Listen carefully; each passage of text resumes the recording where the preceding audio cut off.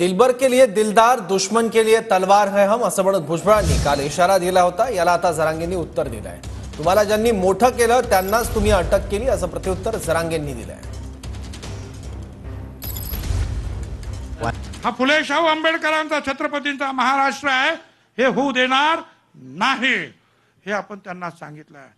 आणि म्हणून परत एकदा त्यांना सांगितलं पाहिजे की दिलवर के लिए दिलदार है हम, दुश्मन के लिए तलवार है हम.